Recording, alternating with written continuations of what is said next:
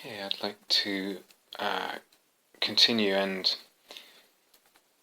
explain the third exercise, or I don't know, really set of exercises, really. Third set of exercises, depending on how we're conceiving of them. But I also want to say a few more general things, and start with the general things, and take our time and not rush, and then introduce the third one, and say a little bit more about the why of all this. So these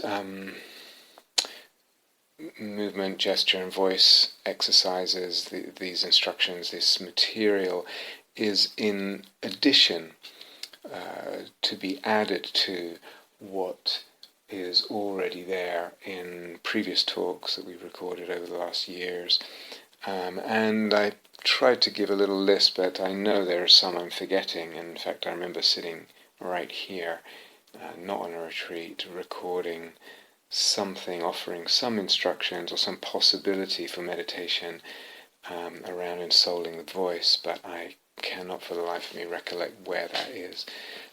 So there may be other material as well, but anyway, it's all to be taken together, put together as a body of material, a kind of strand within the soul-making dharma, within the practices. Some of what we'll say in this set of talks will repeat some of what's there, and some stuff will be there that's not here. In other words, I said other stuff there that I'm not going to repeat here, and vice versa. There'll be new stuff here that wasn't said there. I'm just curious, actually. I am wondering how many people who have listened to or even took part in those exercises, and I can't remember which retreat it was. It might have been Foundations of a Soul-Making. I can't remember, but the talks are up on Dharma Seed called Voice, Movement and the Possibilities of Soul, I think there's 2 parts. I wonder how many people, of everyone who's perhaps listened to those talks, how many actually picked up those exercises and practiced them, repeated them in practice, or how many even listened and practiced as opposed to just listened, but really how many actually picked those exercises up and pursued it and developed it as a practice. So I'm actually genuinely curious about that. I'm also genuinely curious that if not, in other words, if you perhaps heard those talks or had a little go with it and then you didn't pursue it, why not? And so I'm genuinely curious about that, and I'm going to suggest that it would be good for all of us to be genuinely curious if that's the case. Why not? I think that's probably an interesting question, and I really mean it as a question, not as a, someone says, why not? Why didn't you do that? And it just becomes a self-judgment thing. Oh yes, it's another thing that I failed at or didn't do well or whatever, neglected or whatever it is. But actually it's an interesting question. If you didn't, why not? It's an interesting question insofar as it might shed light on those areas and issues we touched on yesterday. Inertia. Like how much of not taking up those practices and not kind of galvanizing oneself to do what's unfamiliar.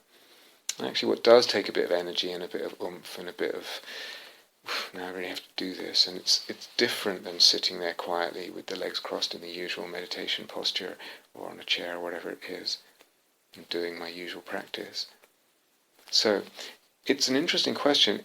If one didn't, the why not becomes an interesting question insofar as it might illuminate those areas and issues we talked about, inertia, and also the question of discriminating significance or failing to discern significance.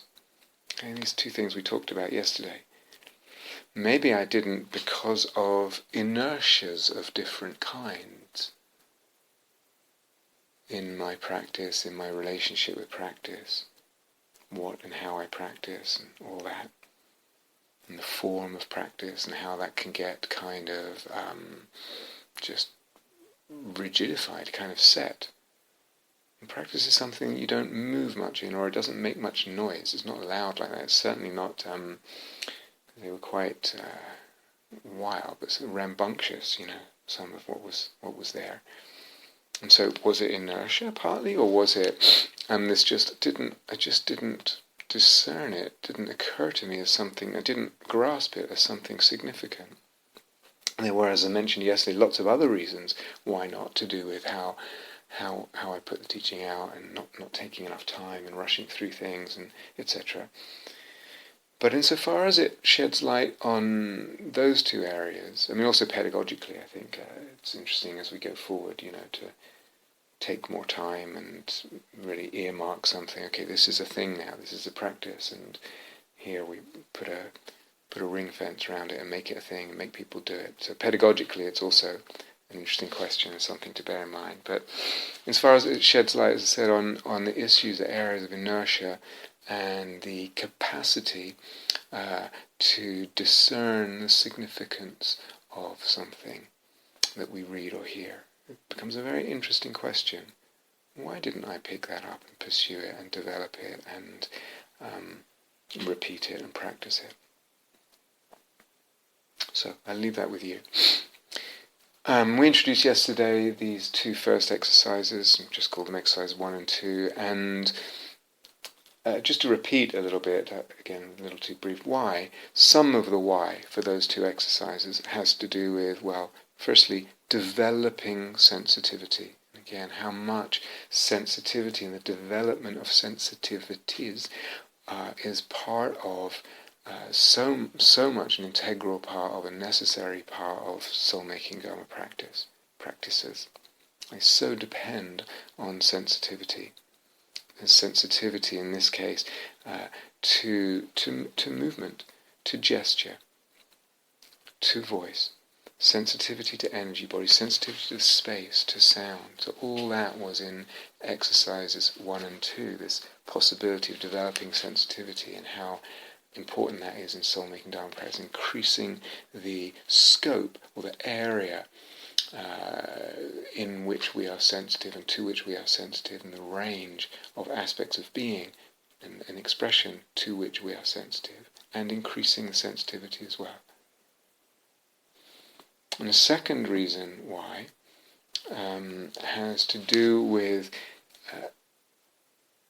is it possible, and I think it is very possible, that we can live as human beings in this culture of ours, this complex culture of ours, a complex sense of self, complex social dynamics, etc., complex psychologies, and our energy and our voice can be held in, our body can be held in, held back habitually, often unconsciously, and often not even through a conscious choice. We're holding ourselves back, holding ourselves in as a habitual holding. And that holding back of our energy and our voice, holding back of our bodily expression as well, is actually a holding back of our libido, of our life energy, of our life force, and also of our eros. In the larger, in the fuller, richer sense of that word eros. And a holding back of our soul. And this, I think, is very, very common in our culture, and it may be common, I'm going to say more about this as we go on, it may be especially common in certain ways in some Dharma cultures. So there's the development, why exercises 1 and 2, the development of sensitivity in certain areas, and the increase of sensitivity, both in, what would you say, refinement and depth, but also in scope. And also this question of is there a habitual holding back or holding in of my energy, of my voice, through my body, which is actually a holding back of my libido and my soul? Do I have a choice in that? Am I even conscious of that? It's very important, I think, very, very important. We'll elaborate on this. I'll elaborate as we go forward. And we talked about, we use this language of preliminaries and exercises. And just as it's probably obvious, but if we call those exercises and the other exercises we'll give today and hopefully in the coming days, if we call them preliminaries, they're also already presupposing other preliminaries, for example, mindfulness, some degree of energy body awareness. So they are also preliminaries that are resting on other preliminaries, you could say. So that's, probably obvious. But also, just a little bit, if you've been listening to the teachings over the last while,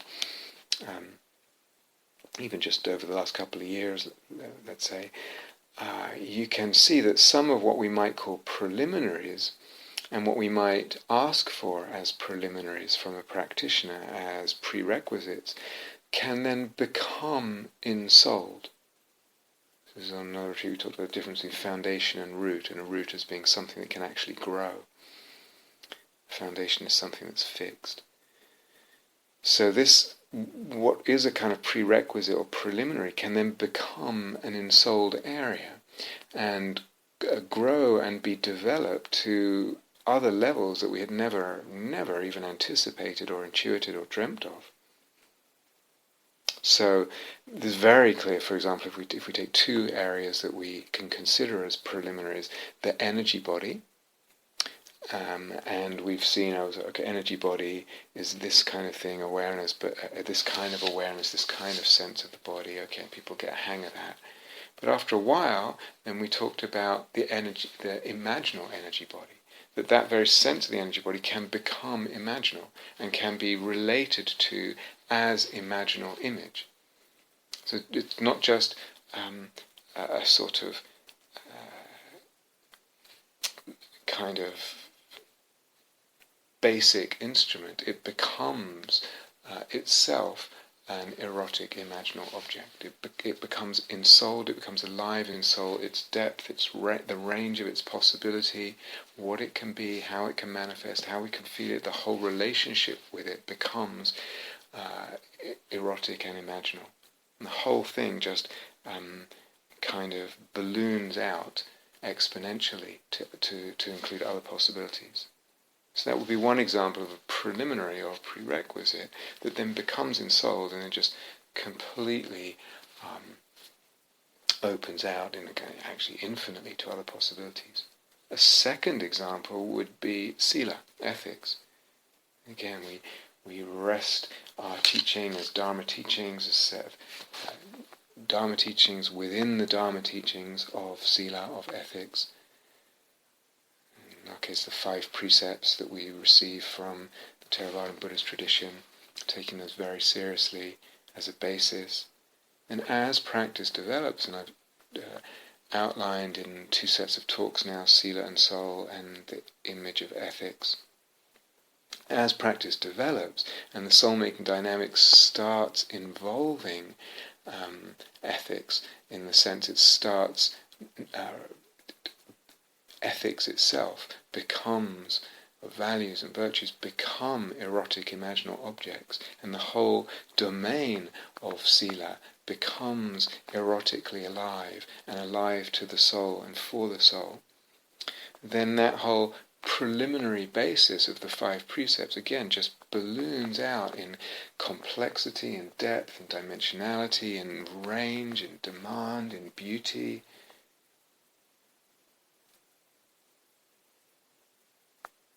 All of that. So those would be 2 examples of areas where a preliminary becomes ensouled, and then it becomes something that's, potentially the opposite of preliminary, super advanced, But the same could be said of something like dharma or even mindfulness. But lots of possibilities there in relation to this idea of preliminaries. And again, to touch on this thread, I'll keep coming back to this, the why of all this. And repeat something I think I said yesterday. So why preliminaries? Why these exercises, these kinds of exercises? Why even think in terms of exercises or preliminaries?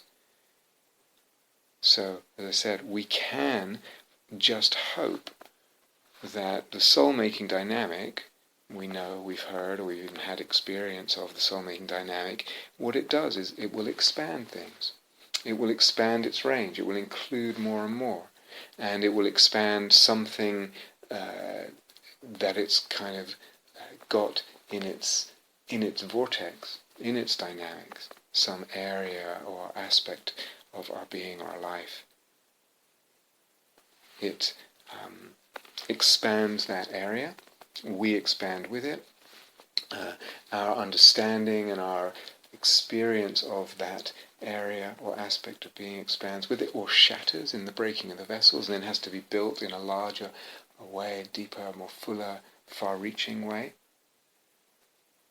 So it might be that we can just hope that the soulmate, that if we're practicing soul-making, we like it, practicing, and we can just hope that the soul-making dynamic will expand, will get hold in its expansion, or in the breaking of vessels that happens occasionally from time to time.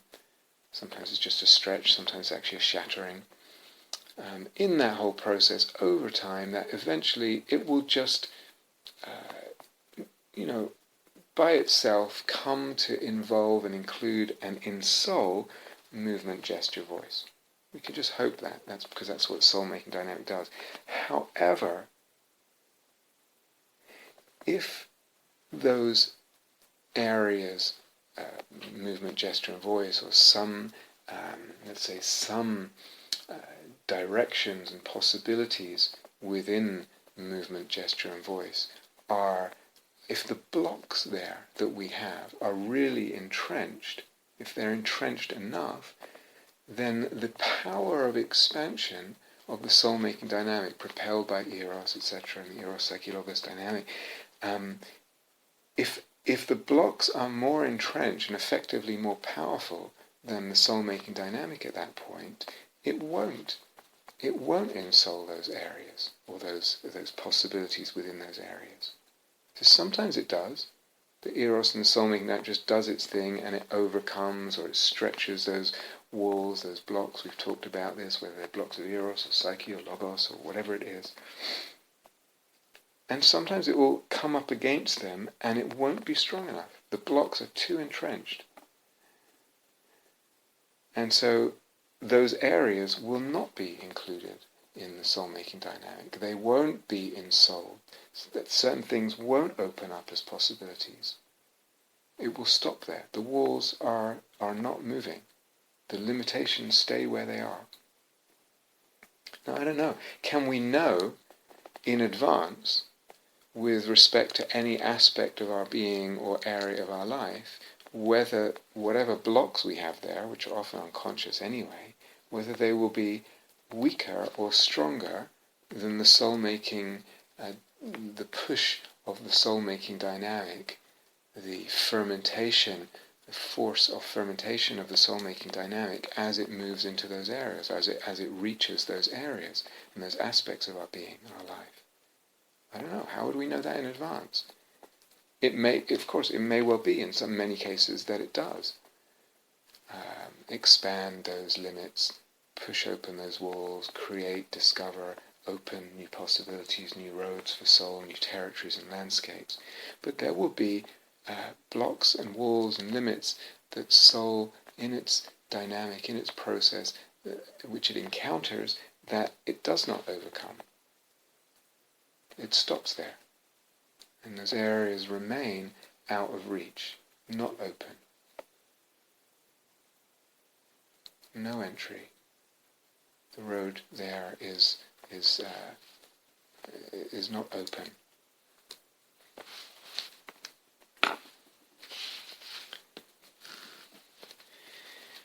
What does it mean for example, for movement, gesture, voice to be ensouled?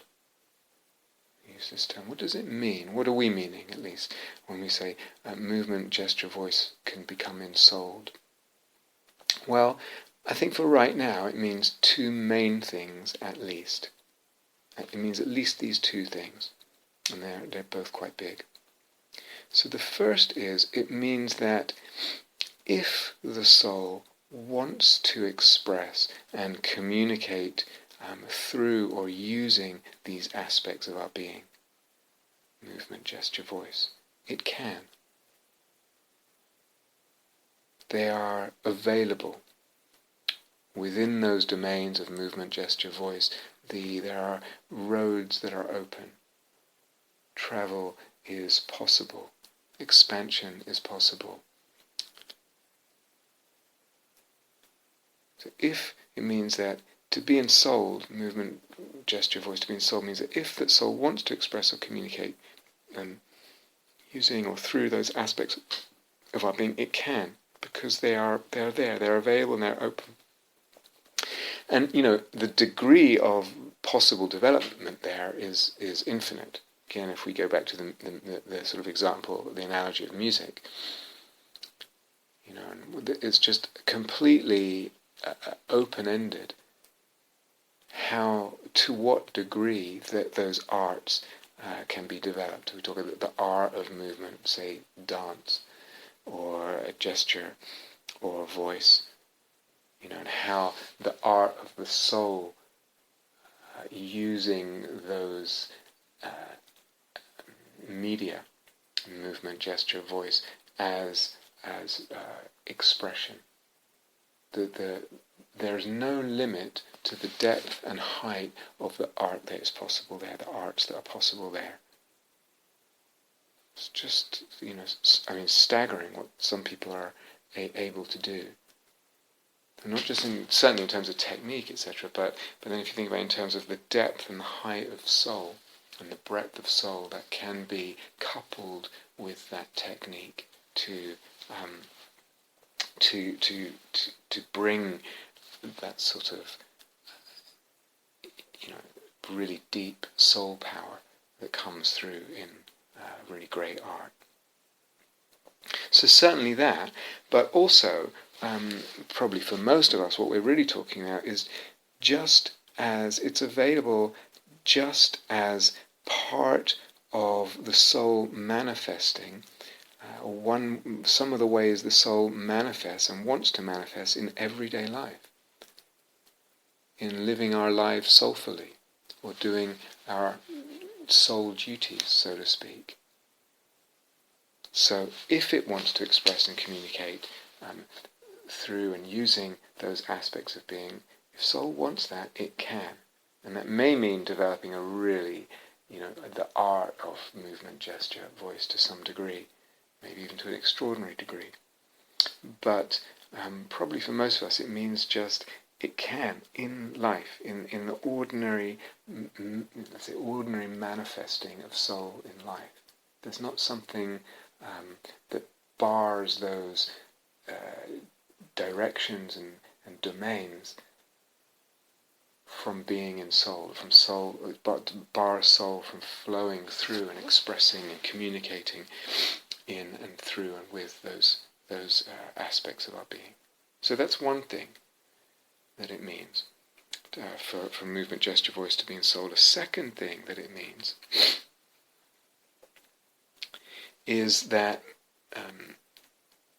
the movement, gesture and voice of oneself or of another in their everyday ordinary usages, just the voice speaking, or just having a conversation, or exclaiming something, or the hand moving as it speaks, or whatever it is, those ordinary usages of movement, of gesture, of voice can be sensed with soul, can be sensed therefore as angelic, as refracting the angel, the daemon. They are sensed as dimensional, unfathomable, as divine in origin, as echoing the eternal. So for movement, gesture, voice to be ensouled, it means these two main things. And I think they're both really, really important if we talk about opening our lives to soul-making, or our lives being open to soul. And I shared about what I called my grief in relation to, particularly in relation to that one sort of area around jazz guitar, improvising jazz guitar, and particularly the technique, really. My grief. A better word might be regret. I mean, there's definitely grief there, but there's also a kind of regret. I think, people might ask, you're going to die soon, and is there anything you regret? Well, that's what I said. Well, there's one thing. There's just one thing, and it's that. Why the word regret? Because, even though I did go to music school and all that, and conservatory and blah blah blah, it's like you actually end up having to figure out a lot of stuff on your own, especially if you're doing jazz. You have to find your own ways to do things and your own kind of avenues that you're interested in and develop them. And so there was plenty of things even within jazz that I figured out on my own, so to speak, on my own. You're never on your own completely with anything, but certainly picking up different pieces here and there, following my intuition, following my eros essentially, and playing, experimenting, creating, discovering. Plenty of things I figured out on my own. And looking back, of course, I could have chosen technique in the sense that I was talking about it the other day, this particular kind of areas of technique. I could have chosen that as something to focus on. Say, okay, let me just really try and figure this out and get really interested in it. But actually, I effectively chose other areas instead, other areas of music, other areas of guitar playing, in fact, as well. And I developed them. And, that was wonderful and very fruitful and beautiful. But I could have chosen technique. So it's actually a kind of regret. Yes, I wasn't taught it because, as I said, there wasn't the pedagogy there at that time. But I could have just kept bashing away until, and in this kind of dogged way that one has if one really wants something.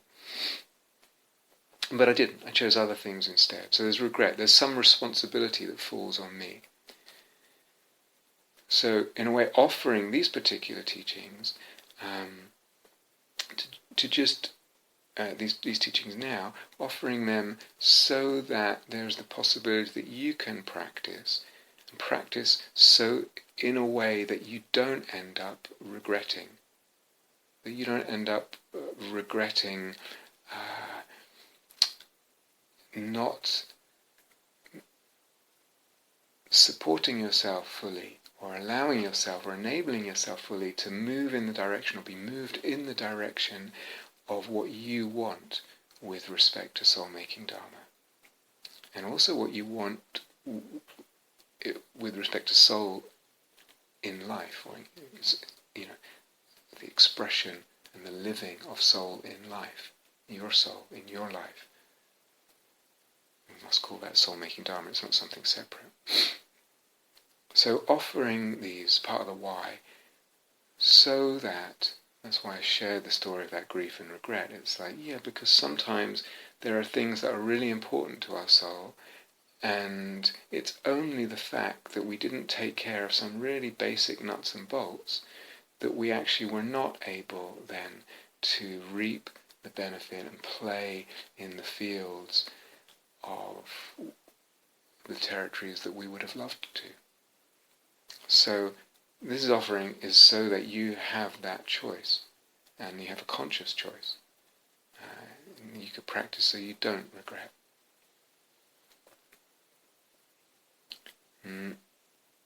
We said, one of the things I said yesterday was, these are small pieces, these exercises, this emphasis on movement, gesture, voice, and the exercises will do this. They're kind of small pieces, but they're indispensable, both. So they're not super central, super big deal, but they're indispensable, both.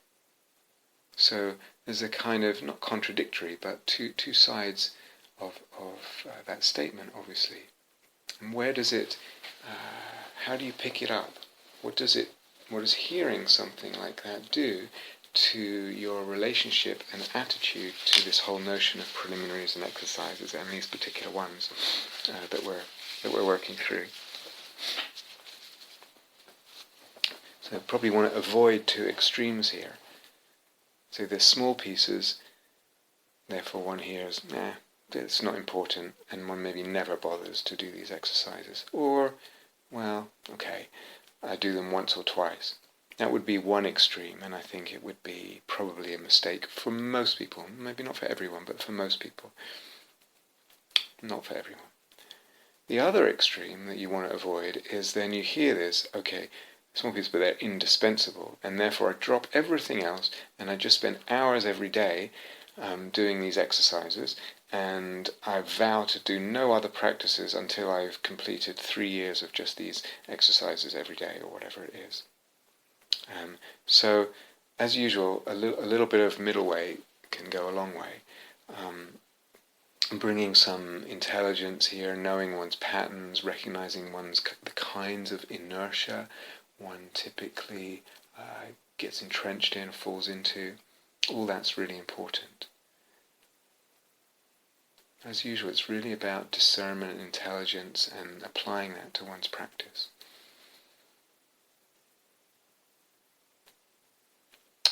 And just a small but important practical thing that I didn't say yesterday, but if anything in these exercises, if for any reasons, physical reasons or reasons of your health, if any part of an exercise or any exercise feels like that wouldn't be good for my body, or that's just not possible for my body, or it would be dangerous or something, which is the case for me at this point, for one or two of these things, just don't do it or adapt it.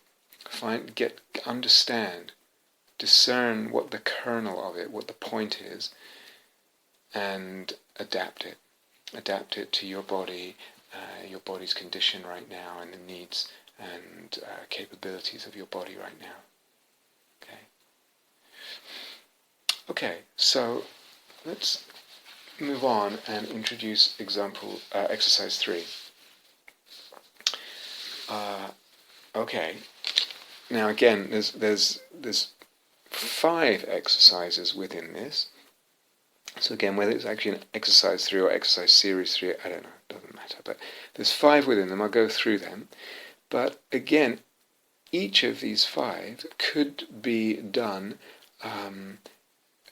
physically. In other words, that it's concretized into an actual movement and vocalization or whatever, movements and vocalizations. It could be done concretely, physically, or it can be done just with the energy body, so to speak, in the sense of the energy body in the imagination only, and there's nothing physical or audible, perceptible there.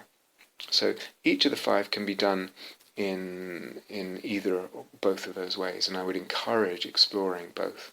Really, really encourage exploring both the concrete, physical, and the not concretized, not physicalized, just the energy body, just the image sense.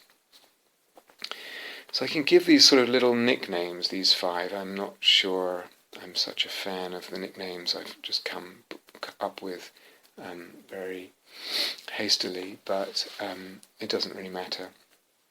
You could just go by numbers, or you can make your own nickname. The first one of the 5 I've just called something like thunderclap or thunder and lightning. Okay, but don't take that. Certainly don't take it too literally, and don't take it too narrowly either. What I mean by this exercise, what I want to get at by this exercise, and I think this one is really, really important, is actually this one more than any other of all the exercises that I'm offering, that kind of was the start of this idea that something needs to be offered. It would be a good idea to offer something. This one I think is very important. What I mean is, the object is an emphatic, brief or sudden gesture or movement, maybe with a vocalization, but the whole thing is maybe 2 seconds, roughly, obviously. So something but very emphatic and relatively short, and if there's a vocalization, it's also relatively short. But within that, emphatic means there's force in it. There's power in it, there's energy and strength in it, and there is soul is coming through. In this case, I mean soul in a slightly more limited sense, or rather as a minimum in a limited sense. It may come through in this kind of, fully imaginal sense, etc. But I don't necessarily mean that at the start. It's just an exercise. I mean soul coming through, means soul as the spirit, the life force, the being, the person, the energy. And really it's coming through in a consolidation, in a gesture, in a movement, in a vocalization that consolidates, coheres, coalesces mind, intention, soul and body in and through body movement, gesture or voice. So something like just a stamp of the foot and maybe some kind of gesture with the arms or the fists, or just a gesture with the arms, or just stamping the feet or whatever, or a kick or a step or a karate chop, or something like that. So the movement itself, anyone can do the movement, if you, some of us can't do these kinds of movement at this point, but most people without physical difficulties, struggles, can do something like that movement. What's much harder is to have that sense of real coming together, coherence, congruence, consolidation, coalescence, integration in that brief, whatever it is, 2 seconds. The integration of mind, intention, body, person, in and through the body, movement, gesture and voice. And again, the vocalization could be anything. It could be a ha or a slightly longer tone, or it really doesn't matter. And again, it could be we talked about could be spontaneous. You don't actually know what you're going to do. You just feel the impulse and let that coalesce and let it come out. Or it could be it's a precise move. You've rehearsed it and you know exactly what it looks like and what it's going to sound like, and you do that. This will apply, those 2 alternatives will apply to all of these 5 examples.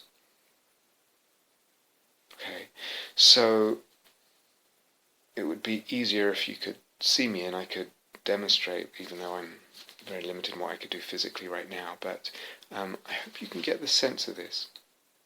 When someone is doing kung fu or karate, in a way that's what they're doing. They chop bricks or whatever it is, or they make a move. That's part of their training, is to bring everything together, mind, intention, soul and body like that. And it's surprisingly rare, and in some circles it's even more rare than it might be in other circles. So, can I do this? Can I train in doing that? And as I said, I think, or for me, this is the most important one, even perhaps, of everything that I'm going to offer. And there's reasons for me saying that. I'll come back to that. But it may be you just think, well, I don't know, that doesn't sound very interesting at all. Just notice your response. After that, after you've done your gesture, if this was on retreat, if we were doing this on retreat, or if this was a retreat setting and I was introducing this, and I say, okay, the way we're going to do this is, let's say we have this whole week, and whatever, if it's a week retreat, and every day you're going to come into an interview room with me, and I'm going to sit there, and you're going to do this thunderclap or thunder and lightning movement, gesture, vocalization thing. And so you just come in, prepare yourself, and then you do it. And then in front of me, and I'm watching you. And then after you do it, you assess it. Maybe you say, oh, yeah, felt like I wasn't quite in my feet there. Or I could feel I was holding back a little in my voice. Or I could feel like the energy was really coming through, but it was more, I guess, hysterical than coherent. It was a bit sort of, it wasn't really congruent like that. And then after you assess, I assess. I assess you. Okay, I'll explain why. This might sound like in our culture, in our dharma culture, this would be a very odd thing, a kind of little exam where you have to do something in front of the teacher and then they sort of assess you. So I'll explain why that would even be part of it in a retreat setting. Of course, if you're not in a retreat setting, then either you have to just do it on your own and you assess, or you could do it with a dharma friend, etc. But I think even the ability to really read these things in another person and sense them is also quite rare, and something that needs developing, and probably will only develop again through practice. For most people, will probably only develop through practice and through doing it oneself, and then some people will develop the ability to sort of get a sense with other people. So we can be easily misled in these areas, very easily misled, and that's something I'll come back to later. So again, if we were on a retreat setting and I was introducing this and would say that, okay, come once a day, you're going to do this thing, it will be a thread through your retreat. And you can practice these exercises or that exercises on your own as much as you want in motionless, silent meditation, so just with the energy body and with the imaginal sense, or the imaginative sense.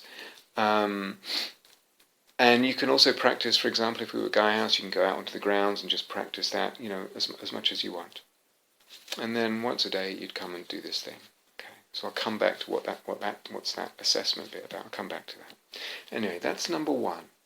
Okay, so I hope I've conveyed something there of that. Be easier to just see me. But anyway, we're recording this, so okay, that's the first one. The second thread of this exercise number 3 is, the second part is, and again, I'm not sure about the name, but something like, call it borne aloft by angels. Okay, so here, not 2 seconds, maybe you've got a maximum of 2 minutes. You don't have to use all that time. A maximum of 2 minutes. I mean, certainly more than 20 or 30 seconds, but somewhere between, let's say, 30 seconds and 2 minutes. And you let your body, or you express with your body, the image of being borne aloft by angels. So somehow these beings who have no weight are bearing you aloft, are holding up your body on these gossamer threads of love and light, making your body buoyant, floating, light, weightless. And your body in that can give itself to being held by the angels and moved by these angels. And the body, in giving itself, can become fluid. Your body becomes fluid in that, in this sort of, almost the way that sometimes when they celebrate, a party or something, you can lift someone up, and if there's enough people, you can pass them along, or in a big crowd or at a concert, pass people along hand to hand. A big crowd passes a person along. Something like that, but much more delicate and almost ethereal. So the body becomes fluid in surrendering oneself to that being held and being moved. So that another part of it is the surrendering oneself, surrendering one's energy body and heart as much as possible, and soul. So probably in this no vocal, it's just moving your body in a way that expresses that as much as possible. And then again, if we were on retreat, you and I might take turns in assessing that.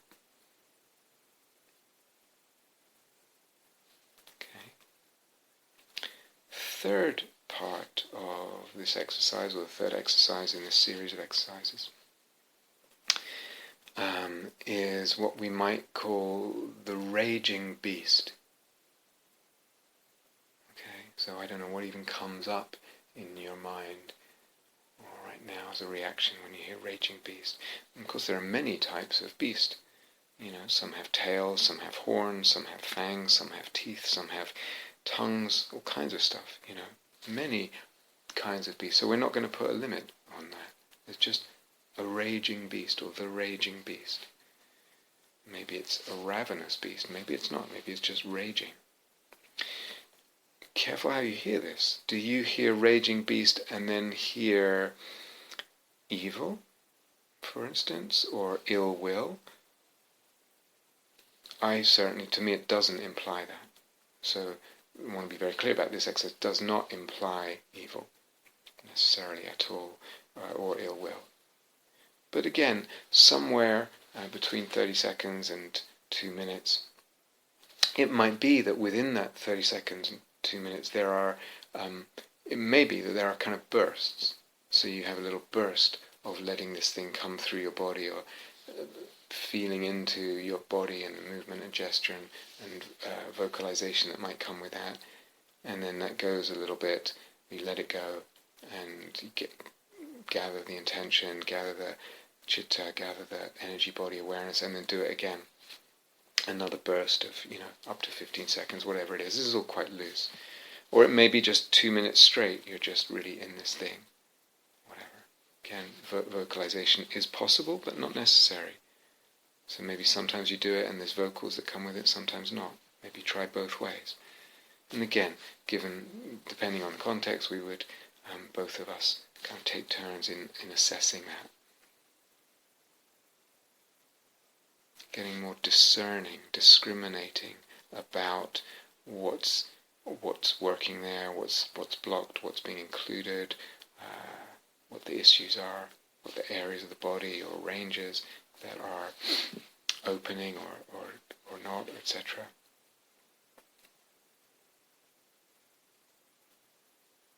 Okay.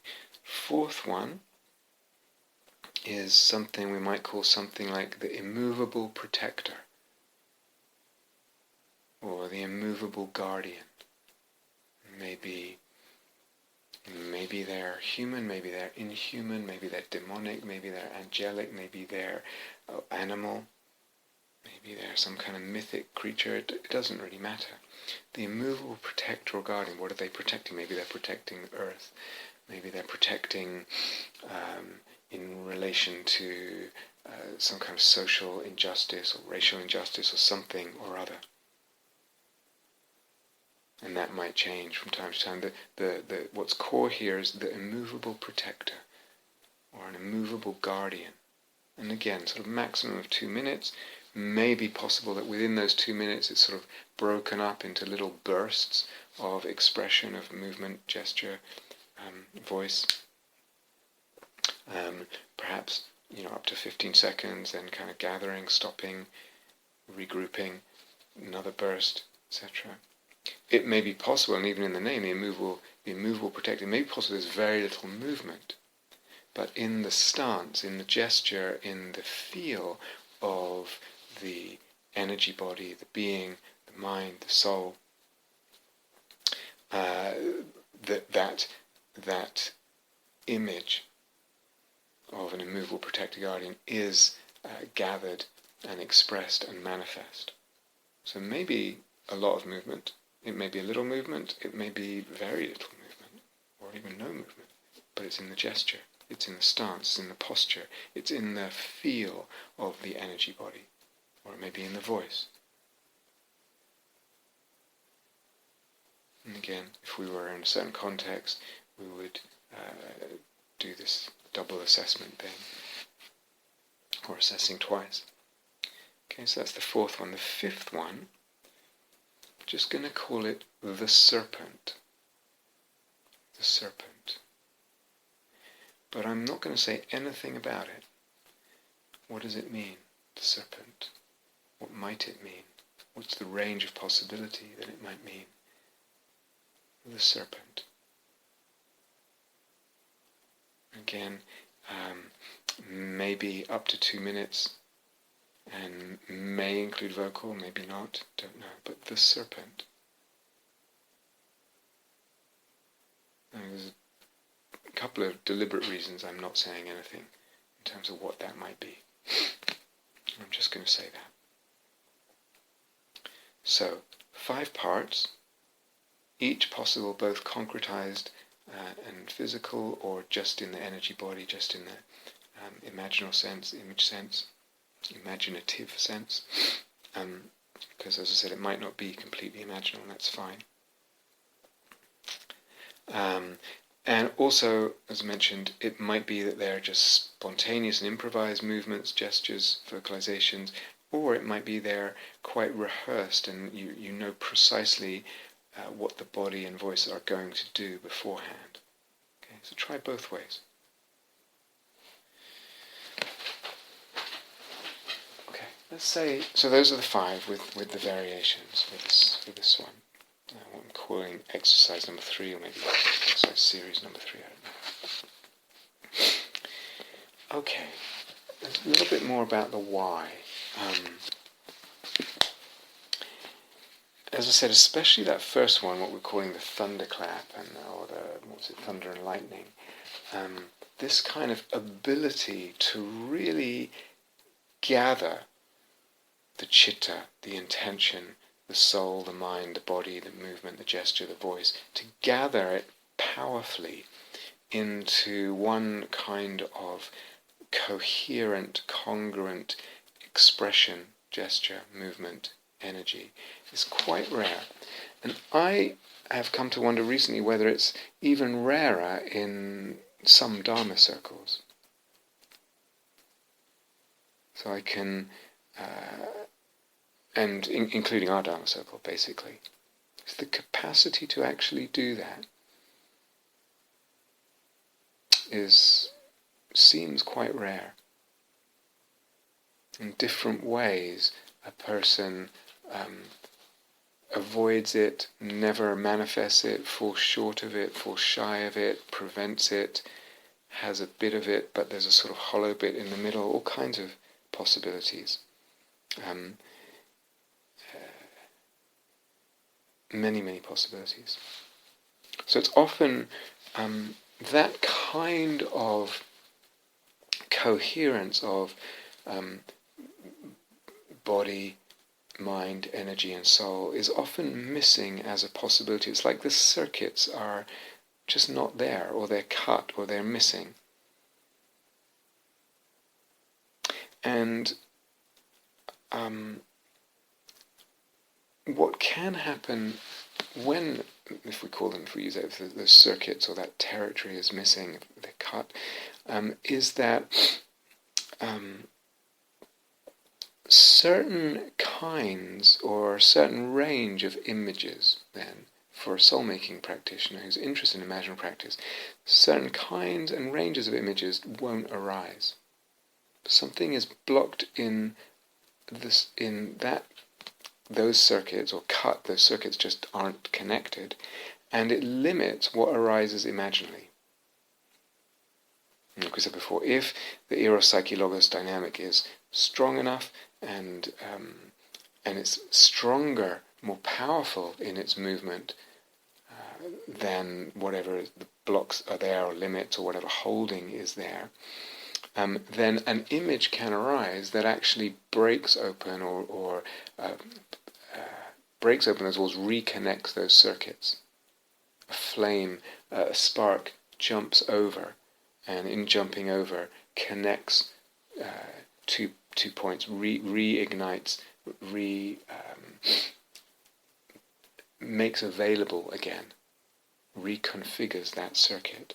And it comes from the power of the soul-making dynamic in constellating an image, and that image does something. The power of the image, and the image is allowed to do something, or has enough soul-making power in it to do something, and it reconstitutes, it reconfigures, it reforms that circuit, if we're going to use the language circuit. But oftentimes, as I said, that won't happen, and so this circuit is cut, that those particular circuits are cut, and certain kinds of images and a certain range of images just won't arise. They don't arise in practice. They can't, because the circuit is cut. It's cut in relationship to, all kinds of things, but movement, gesture, voice, and energy, body, possibility, and self-view, and there's all kinds of things in there. But then also there won't be soul-making in that direction, because those images won't arise. So there won't be soul-making in formal practice, meditation practice in that direction without those images, because the circuits are cut. But it also may well be the case that there won't be soul and soul-making in certain areas of one's life. There won't be the possibility of ensoulment of soul and soul-making in certain directions of duty and certain kinds of manifestation. And both these lacunae, both these gaps, both these impossibilities of either images to arise or of the impossibility of soul opening, traveling, moving, in manifesting in certain directions in one's life, all kinds of consequences come from that, regarding one's psychology, one's whole psyche, regarding the heart, regarding relationships with others, regarding one's duties, so to speak, in life, and soul duties included, regarding possibilities for one's life, regarding work, regarding life choices that we make. And it may well be that we don't even realize that this is going on, or, for instance, why am I making this choice and not that choice? I don't realize it's because this circuit is blocked, or it's cut, it's not available. Therefore, the soul-making and the soul cannot move in that direction. And therefore certain choices don't even occur to me, or I just make them, but I don't even know why I'm making this choice over that choice. So oftentimes, this kind of thing is going on, but a person doesn't even realize.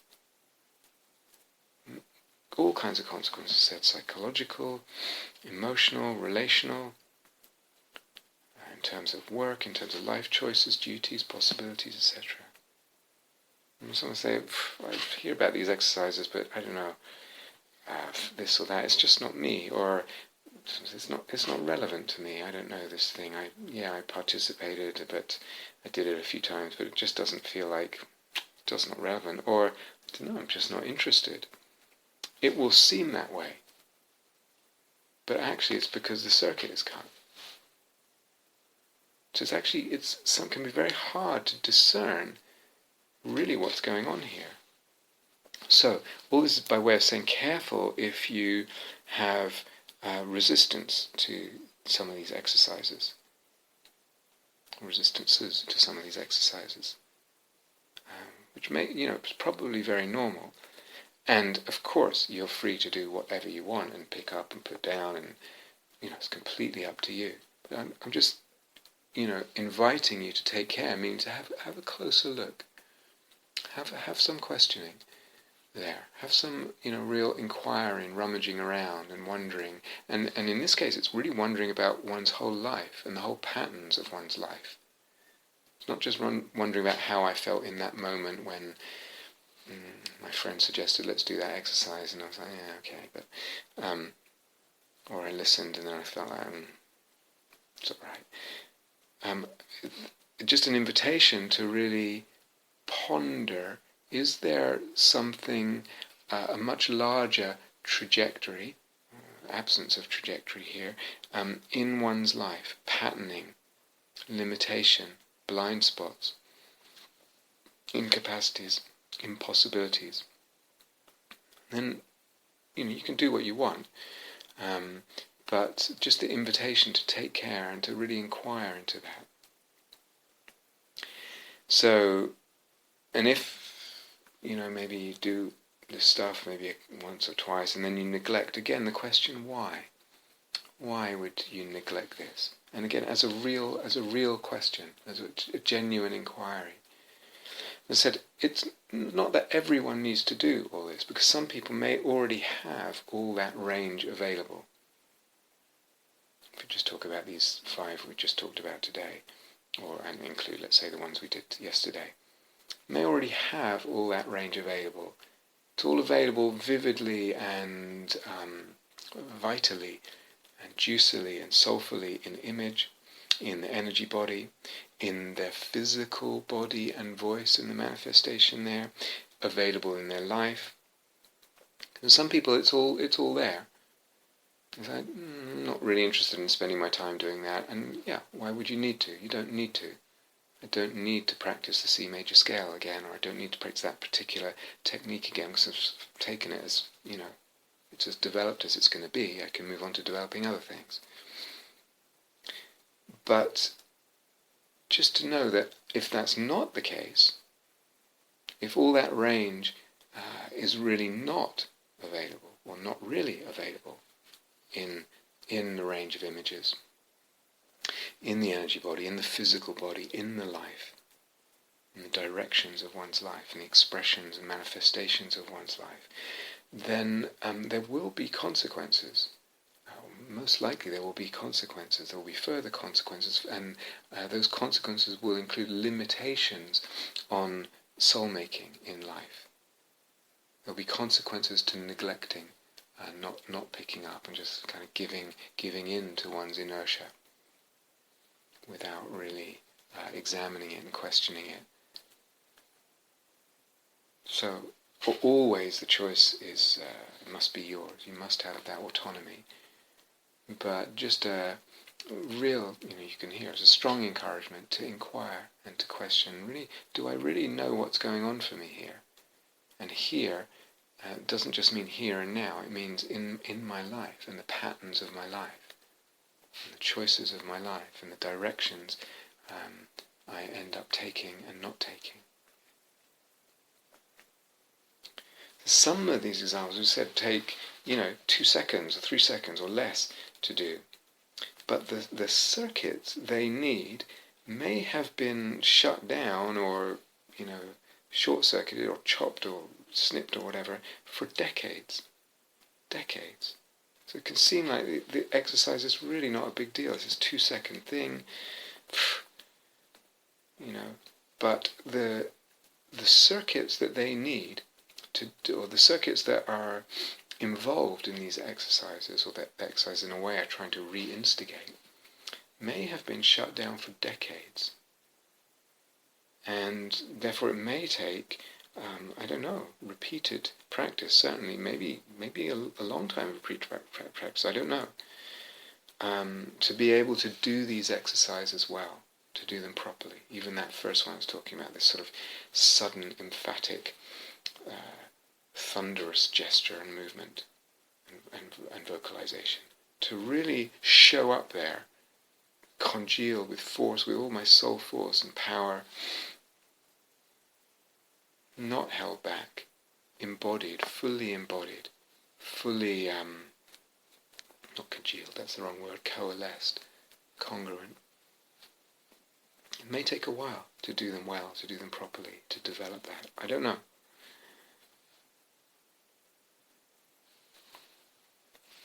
So, all this is not for the sake of self-empowerment. It's not for the sake of winning friends and influencing people. It's not for the sake of making you more attractive. It's not for the sake of making you more whole or more integrated. It's not for the sake of some kind of catharsis. Oh yeah, get my anger out, or whatever it is.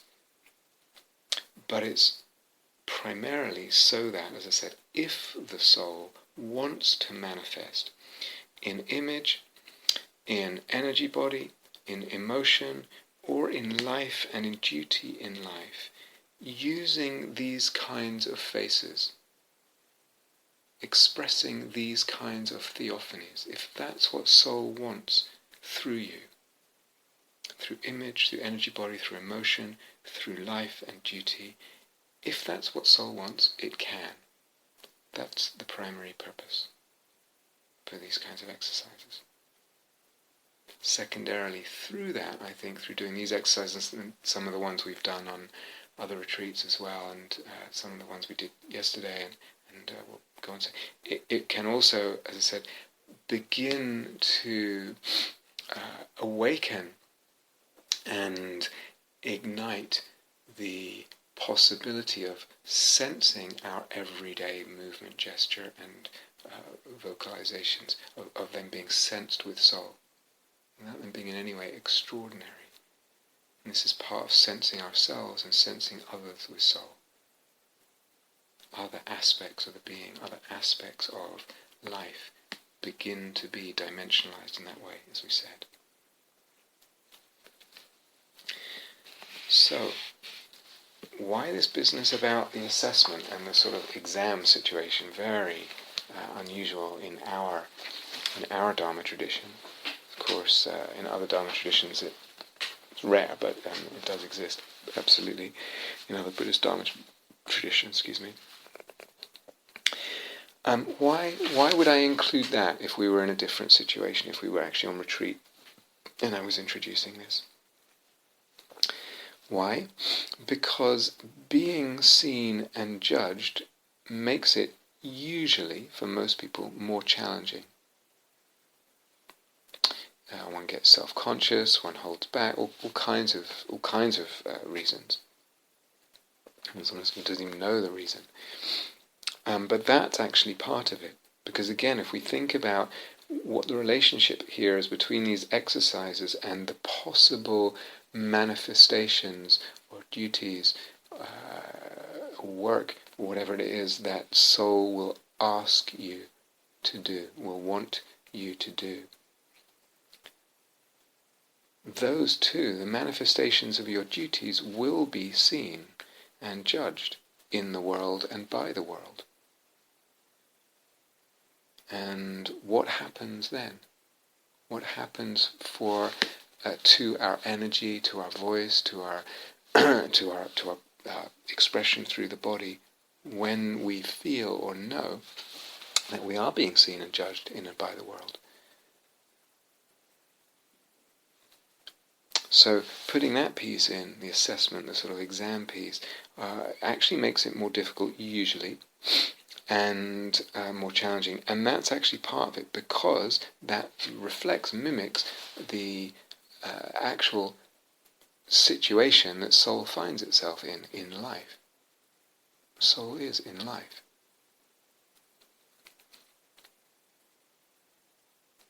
And so that's what we need to work with.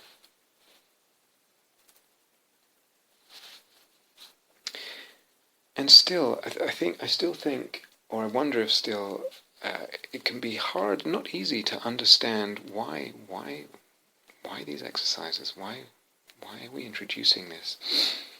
So I've introduced it with a few people now, just a few, and sometimes some of the exchanges in trying to explain it, sometimes the person understands immediately, but actually it's often easier when I'm demonstrating something that they seem to understand immediately. But then often after that, they sort of forget and they veer off into something else. Like something's happened. They've what's the word? The practice is diverted, or they forget it, or so something that they understood instantaneously with me working one-on-one in a room with them and showing them something, and they just got it immediately through me sort of giving example with body, voice, and gesture. Then they seem to get it, and it's all fine. And then it just kind of veers off into something else. They've lost the understanding why, or they forget, or they drag in other kind of propensities or habits of view, etc. Or what can happen is, if I'm not demonstrating, it's actually very difficult for a person to, it seems to me, understand what it is that we're talking about, or why this is important. Someone's even working with a person with an energy, body, and voice, and it can feel very alien, or they're not really sure what we're getting at, or they can't really tell the difference in two, say, movements or vocalizations they made. They can't really even tell the difference between them in the regard of what we're talking about, how much one is there, how much it's radiating and filling a space, and these kinds of things. Or sometimes I might suggest, why don't you, to the person, when you learn to sing that song and sing it in a way, with the full energy and really with the whole body, like we were talking about in yesterday's exercises, and with the whole presence there and being and person coming through, and not held back in the voice and the body and all of that stuff. And remember with one person sort of suggesting, first time I suggested the ideas of saying, choose something like, I don't know, a heavy metal song or a punk song, something. And that was a misdirection in terms of the teaching I gave. It can be that genre, but actually the singer, if we're talking about singers, is actually, they're quite held back and contracted, and they're not really fully in their voice, or fully, their body is not really expressing things. And it might, at a superficial glance, so I say it's actually quite hard to even discern it seems, to discern it in other people. It might look like, well, the guy's raging around and jumping about on stage, and he's clearly very angry about something or other, but actually there's a tremendous amount of contraction and block there, and the voice is almost being squeezed out through a tiny little hole, almost. Or say this song and that song, and we don't recognize where this singer is actually fully, let's say, in not holding back in their voice. They're fully inhabiting their voice, and their energy is fully inhabiting the space that they're in, and fully reaching the audience and the physical space that they're in, and their whole body is involved, and their whole body is emanating, radiating the sound and the song and the spirit of the song, etc. And other times, and it can be hard for someone to realize when that's the case and when it's not the case. They're both two songs, it's like good songs, they're both good singers, etc. We're talking about something else here. Or, as I said, might be try this with people and they just don't, I don't know, that just didn't land, it just doesn't seem, I don't think that's relevant to me. It might be for other people, I don't think it's relevant to me, or I don't think I need that. Or, I don't know, it just doesn't interest me. So that's also something that I've encountered. In exactly the people that I would really disagree with their assessment there. It's precisely a small but absolutely indispensable piece that they don't have yet, that's very relevant, that they do need, and that they should be interested in, would be my opinion. So it's really interesting what can happen here in terms of the whole sense and view of this whole area. It can just completely pass one by as if we just don't recognize there's anything of significance or value or personal relevance here at all. Or for other people it can be just the whole thing, and I think this was the case when we did those exercises in that retreat, which admittedly some of them were quite intense, and some of them were comical, and the person can be, it was the voice movement and possibility of soul, I think, and I think for a couple of people it's just so alien that those kinds of ranges of vocalization or expression or manifestation of body or gesture, just really unusual for them, and not at all what they associate with spirituality or dharma or anything like that. Now they might not even say that, perhaps out of respect, etc.,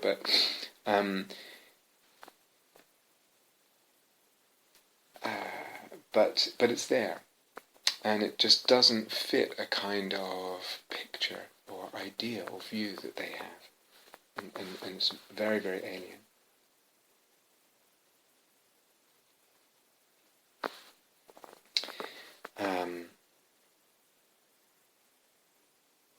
So to me, this is not just the doing of it, but also the whole sense of it, and the whole capacity to discern both its significance, but also its presence or its absence. As we were just talking about the first of these 5 exercises, we could talk about any of them. Is something that can be strikingly undeveloped for practitioners who in other ways may be very well developed. Very well developed. So I find that really, really interesting.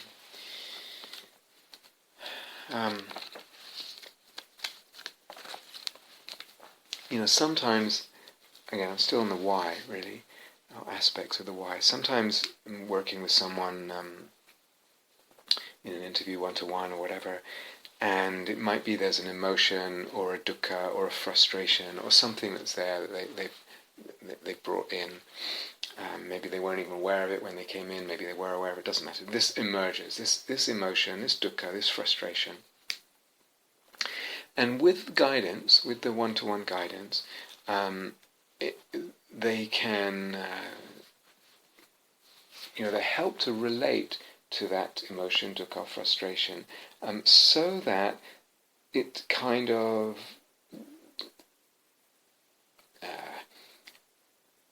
opens something and creates something and instigates something in the energy body, and maybe as an image. And maybe both, maybe in any order, maybe the image comes first and then the energy body experience, or vice versa.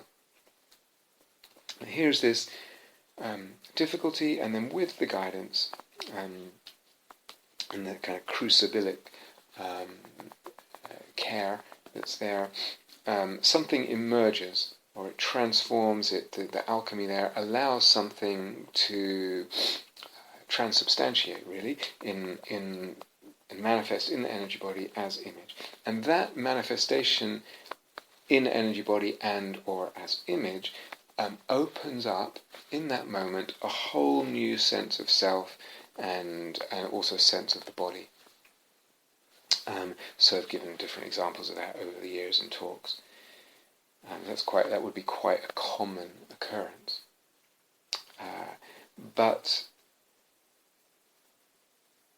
often then, what happens is that new sense of self and open sense of body, or whatever, capacity, etc., will revert back to the usual shapes and structures. And oftentimes that reversion happens after not very long at all. So that's also, sometimes not, but that's also quite common. Okay.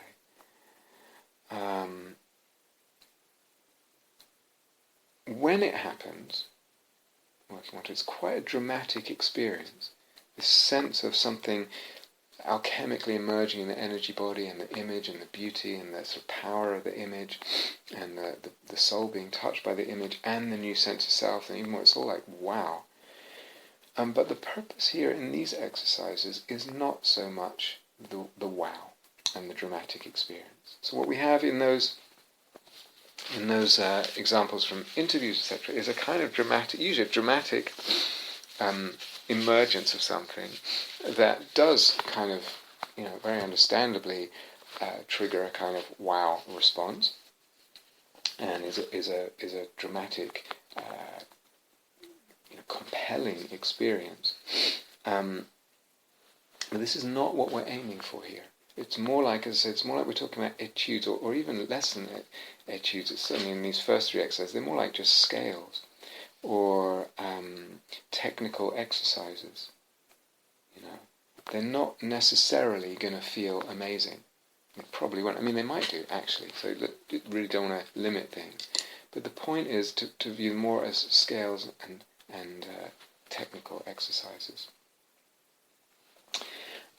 So on that point, and again thinking about pedagogy in a larger way, if you were to ask me,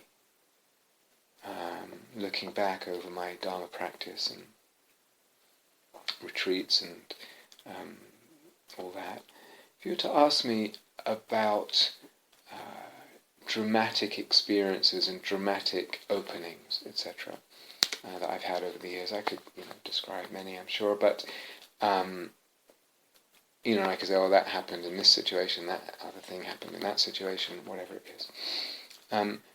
So I could tell you about dramatic experiences and dramatic openings. But if you ask me another question, what has made really long-term differences in terms of long-term openings or long-term being helpful long-term, the answer would not necessarily be the same as dramatic experiences. I think about, for example, different, let's say, week or 10-day retreats that I've done. And there have been a number where I could say, oh yes, it was on that week retreat where I had that experience, that was pretty amazing, and on that other week retreat, that dramatic experience happened, etc. But the answer to the second question about what made long-term differences would not be the same. So actually what seems to have made long-term differences, if I'm answering this question just for myself now, is the possibility, or when I have been able to repeat something, repeat a practice, do it over and over again, a practice on a tack that's helpful, relevant, but also has some eros for me, that's alive for me, that's growthful, and that's an edge, and that therefore is interesting and exciting. And I've been in a situation, either because I'm on personal retreat and I don't have to listen to everyday new instructions or whatever it is from the teacher and go along with the group. I've been on personal retreat and just follow my own thread there and develop this thing, develop this practice that I'm exploring or discovering or whatever it is. Or, so either on personal retreat or in everyday life. Just every day, getting on a track of something that I'm really interested in and repeating it, developing it, growing with it. So that would be more my answer to what has really made genuine long-term difference in helpful ways, different kinds of helpful ways. So the answers to what has been amazing, dramatic, wow experiences, how much does it overlap with my answer to what has really made long-term, genuinely helpful differences?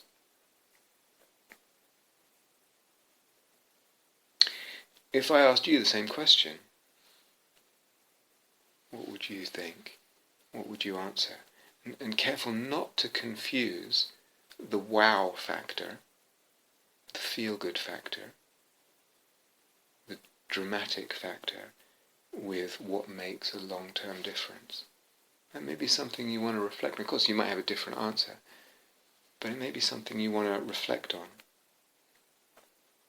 I've been on other retreats. I remember going on some Goenka retreats and getting a lift back with a group of people in a big truck, van, whatever, and they were all talking, and we were talking and listening, and a lot of them, it seemed, had come from backgrounds where they were really kind of, I don't know what the word would be, like they partied hard, and they had a very little discipline in their lives, and some of them had addiction issues, and at least that's how they would put it, and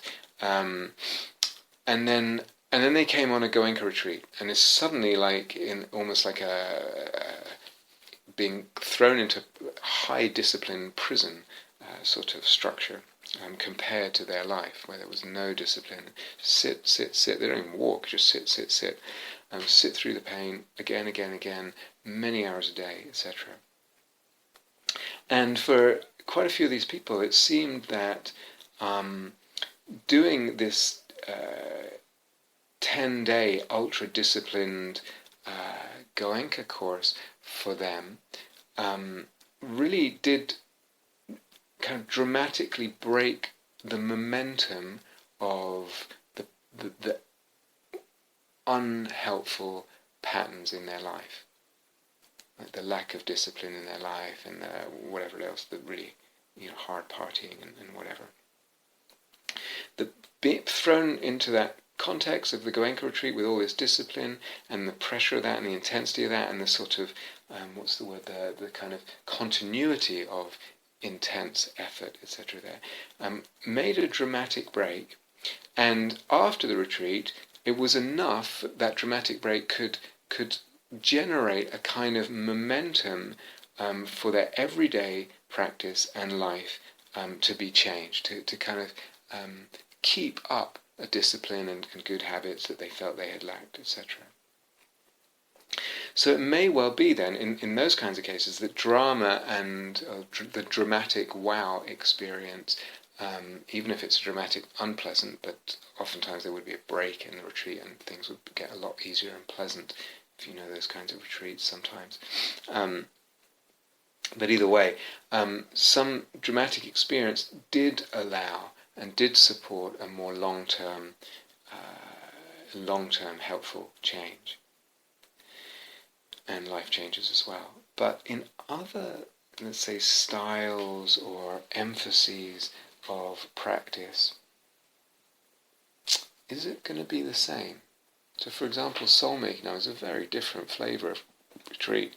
And the whole tenor of the retreat, the whole atmosphere, what we're doing, how we're doing it, the flavour of softness as opposed to intense pressure and effort and heart, all these kinds of things, but particularly what we're doing and how we're going about it, it's not the same. So it may not apply. The fact that you go somewhere, you have an amazing experience, it was so beautiful, this experience on that 7-day soul-making retreat or whatever, or it could be another kind of retreat, it was a metta retreat or this or that, it was so beautiful, the heart was so open, or just a vipassana retreat, and there's something that touches one deep. Of course, that's important, that's lovely, but that doesn't necessarily translate as making a long-term difference. So there's something to think about, and there's something for us to think about as we go forward as a Sangha with soul-making, and again, pedagogically, or with regard to pedagogy to think about here. Is it necessarily this model of week-long group retreats is really the most fertile, the most soul-making in the end? Beautiful as the experience of that week can be, or some of the experiences on that week can be, and touching. Might it be that something more steady, courses, classes, groups, etc., actually provide maybe not more support, but a different kind of support and a necessary kind of support for making a real, more long-term difference in terms of soul and soul-making, what soul needs.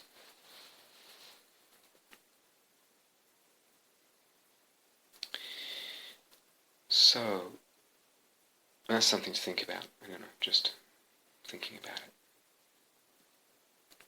But really, again, with these exercises, to think of them more as technical exercises, like doing your scale, like practicing scales, as opposed to something that's going to create suddenly I had this amazing experience because this image came, or this something. I mean, it might be, but that's not the point so much, and that's certainly not how to judge them.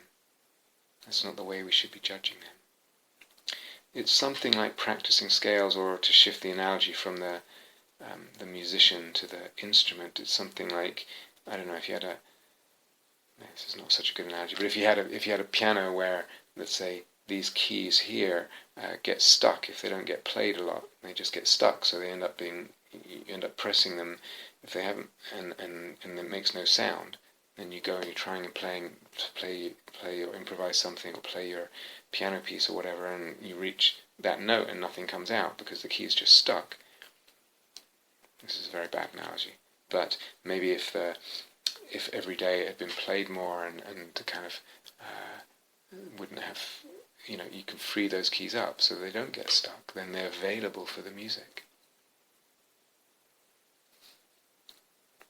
But what we're really talking about, again, is what soul might need.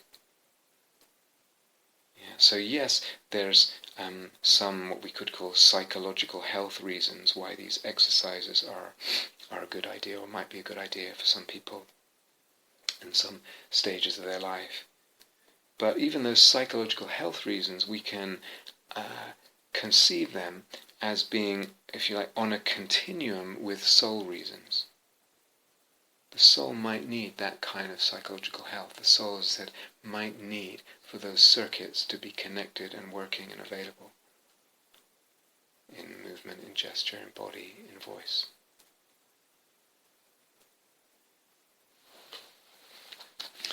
And as I said, there's consequence, or there may be consequences. Let's put it that way. There may be consequences, all kinds of consequences, which I think are not necessarily obvious at all. So,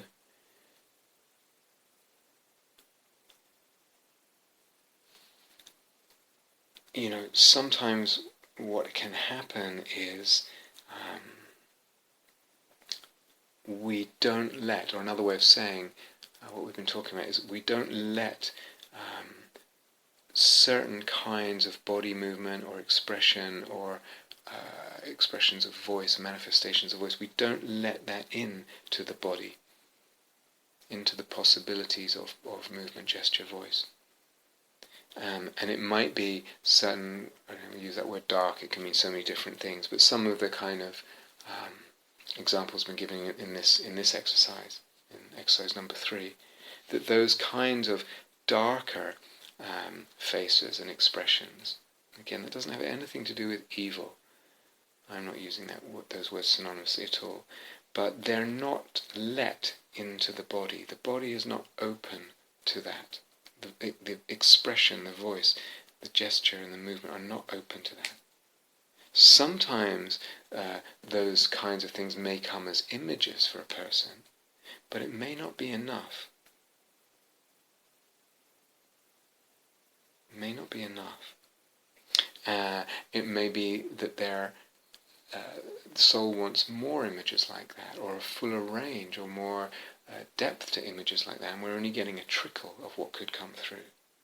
Or it may be just that the fact of having images alone is not enough, and I'll come back to that. And it may even be that in blocking the dark images, somehow there's also a kind of blocking of more, if you like, more light images, more kind of conventionally or traditionally angelic kind of images. And that's not obvious at all. It's because I'm not letting this dark into the body that actually then in my imaginal practice there's also a block of a certain kind of range of light images.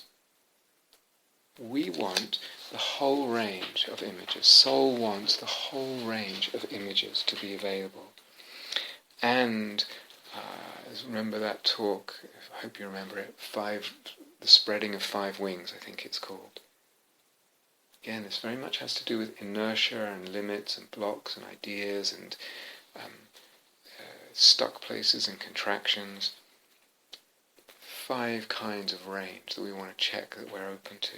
The spreading of 5 wings, I think it was called. We want the whole range of images. Soul wants the whole palette to be available for its art. And it wants that not just in imaginal practice, but also in the body and in the voice, in the expressions of body and voice, movement, gesture, etc. So there's consequences for our formal practice, consequences for our life, consequences for what soul can do.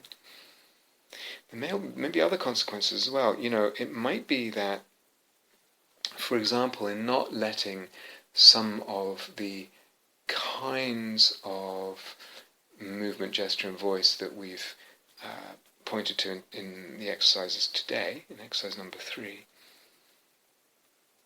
it may be that also affects for example, how we are with anger. So it might be that in not opening up the circuits in the body and the voice in these ways, that actually affects the mind in terms of anger. And a kind of anger that's possible then doesn't have body and voice in it. It might also not have a range of images, as we said, in it. It has a very narrow range. And in that, it might be a couple of things. It might be then that the mind gets into quite black and white thinking and viewing. And that's something that often goes with anger when anger is not so healthy. It gets very black and white, the thinking and the viewing. But there may well be a relationship between the prevention, the absence, the block non-existence of those circuits of movement, gesture and voice, and the entrenchment and habit of black and white thinking and viewing, even when things are rosy and we think something's wonderful. And that's just all taken as the truth.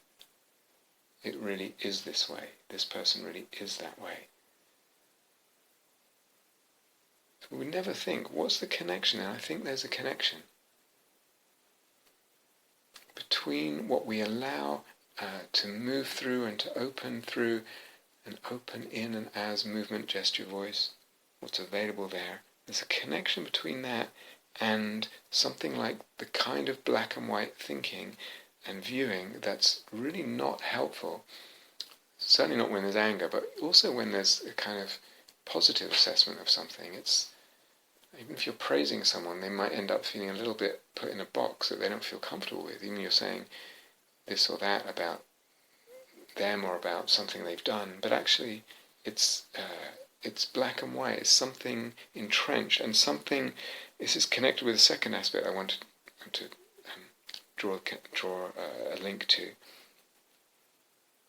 because something can be brittle here without letting things, without opening up the movement, gesture, voice in these kinds of ways. Something can get not just black and white in our thinking, viewing when we're angry or when there's positivity, but also then brittle. And again, if we're talking about anger, the anger can be merely cold anger, and that's all that's available to me, as opposed to a hot, juicy anger. Cold anger is not far from hatred in certain ways of using those words. But cold anger is also kind of brittle. And again, there's a kind of brittleness that can come into the being through the non-availability of some of these circuits with regard to body and voice. The anger can be brittle and not have depth to it, not have juice, not have... I'm thinking of a spicy, juicy curry sauce. It doesn't have that in it. There's something cold and brittle in it. And then, being brittle, it easily shatters. And something shatters in the being, not in a helpful way. And something shatters in the anger, in what we're trying to stand up against or for, or what we're trying to express, and point we're trying to make, whatever. Something shatters, and there's a collapse in the being, and there's no strength there. So the collapse, because of the shattering, because of the brittleness, because of the non-availability of these areas and circuits and directions and possibilities in movement, gesture and voice. The connection with all that, with black and white thinking, black and white viewing. So this is not, I think, obvious at first. Again, I would say in some cases, I think it's significant and important to be investigated. I certainly wouldn't insist this is the only way things work, or it works like this for everyone. Not at all, but to be investigated. This is the kind of thing we would never think to connect these aspects.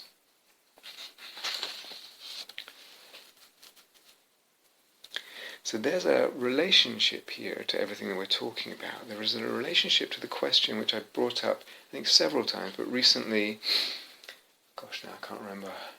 It might have been in the talk about pain on in Psyche's Orchard. But anyway, somewhere, a few places in the last while, I brought up this question, I have at least, about for example, ritual. And when is it necessary? We have this question in relation to the energy, body and movement. We've had it long before, the questions about ritual. When is it necessary for, let's say, an image of ritual to be manifested and concretized in an actual ritual? So this whole question about movement, gesture, body, movement, gesture, voice, vocalization is connected with that. When is it necessary? The for an image to be manifested, concretized as an image, or if it's a image of dancing or moving or whatever it is, to be manifest that way. And then we can break that question down into two kind of temporal levels, if you like. So one is, when is it necessary for the sense and the possibility of soul-making in the moment? Do I open up more of a sense of soul-making right now by actually concretizing a ritual gesture, manifesting it, or a movement in the body that's connected with the image? Or do I get more soul-making? Does more soul-making open if I don't, and I just let it brew in the image and in the energy body and in the soul resonances, and the physical body remains still? But then there's a second temporal level. What about the possibility of soul-making in one's life, more long-term? So this, what is necessary to, if you like, open up, support the most soul-making right now, in this moment? And then what about in one's life and more long-term? Enactment, concretization, manifestation, or not? And it can work both ways. So it's not like there's one answer to this. It's complex. It's a question. It's a living question. It's again, back to the question of subtle soul discernment, receptivity, openness of being, inertia.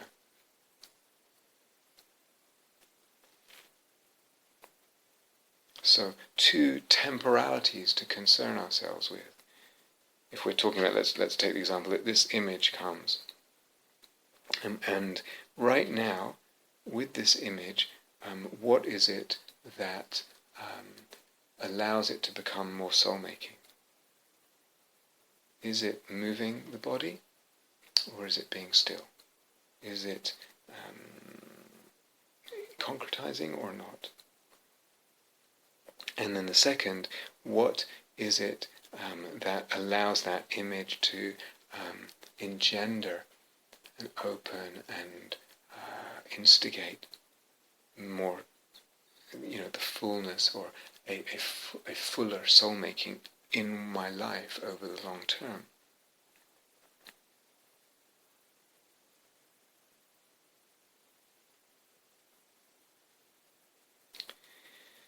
So may not need concretization or expression, a reflection of the image in body or voice, but it will at least need a kind of refraction into duty. The image needs to be refracted somehow into duty. And what will that need? And what will that need from movement, gesture, voice? And are they available for that? Are they open? Are the circuits working?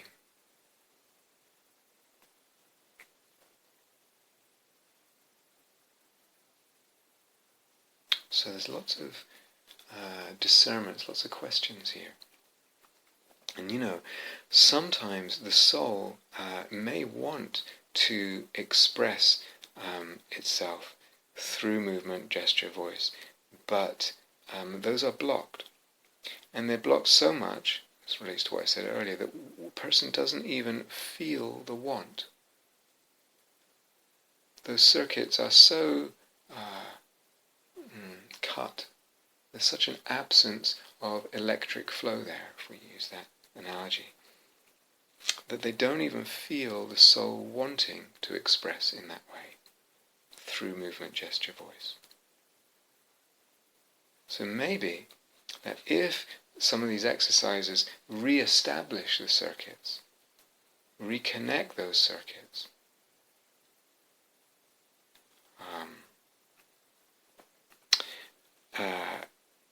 then we have an actual choice. Listening is possible. We will recognize a want. And then we can choose whether we can discern what's right and how, etc. Sometimes something is so cut that we don't even feel the soul's want. if the circuit is alive, we're more likely to be able to feel the soul's want, if there is one. And then we can make the choice. And then we can listen better.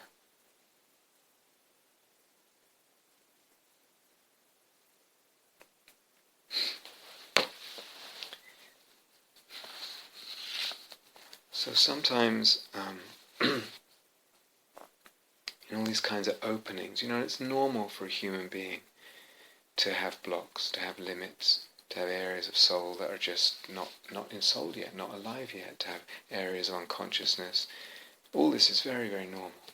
Areas of limitation, areas where there's just barred entry, all that is very, very normal. So please understand that in context as well.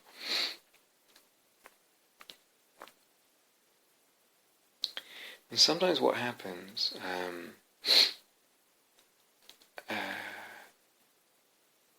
is the angels come, the daemons come, an image come, imaginal figures come, and help me with something that is not, that is a difficulty for me, that hasn't been alive, that's been an impossibility. So it could be exactly these kinds of ranges of movement, gesture, voice that we've been talking about, these kinds of expression. The angels come and they help. An image comes, an imaginal figure comes, and so from the power of the image given with the image and through the way of relating to the image, I am helped to revitalize, open, and travel in that area of being an area of life. It may be other issues. It may be, in the Ridwan school, Catherine was telling me they have this thing, I think they call it impeccability. And what they really mean is just the capability and the capacity to really be steady and grounded and consistent and follow through with your plans, or what you said, honor your word. If you said you would do this, to really do it. I think it's called impeccability. It's like one of their little areas. So it may be, for instance, that's not really there, or in some areas that's not there, and it's we are helped by the visitations of the angels and the demons, and the ministrations of the angels and the demons, and the encouragement and the prodding, and sometimes the tough love of the angels, the demons, the imaginal figures. And then we're able, that area is then open to us, it comes alive, we're able to travel in that landscape, that territory, that soul territory, both in imaginal practice and in life. Or as it might be the range of bodily vocal openings and expressions that we're talking about in these talks. And then they become available, we can use them, and that's great. And it was from the grace of the angel, in a way. Also, of course, needs me to relate, to assent, and to relate in certain ways that allow that image to become genuinely imaginal, so that it has its full soul power. So sometimes things work that way around. From the angel, so to speak, by the grace of the angel, still needing our work. But other times it's the exercises themselves which will support soul-making at the two temporal levels that we talked about. So that the exercises will open the possibility of images that are impermanent, but that come and that feel and are soul-making and soulful in that time that they're around, and maybe whenever they visit after that. But these exercises may also support with the longer arc of manifestation and opening of soul in one's life. The refraction of the daemons in one's life, the duty to the images in one's life. The human being living one's image. The capacity of the person to live one's image. to really live one's image, to embody it, to manifest, to refract. So sometimes we're helped by the angels, and the angels open the territory, the angels reconnect the circuits. And sometimes we have to do this kind of more exercise work, and that opens the circuits, and then they're open for the angels. Our practice and our life is open for soul, for the images, for the angels, and for our human refracting of daemon, of angel, for our expressions and manifestations of soul. Thank you for listening. To learn how you can support the teachers and Dharma Seed, please visit dharmaseed.org/donate.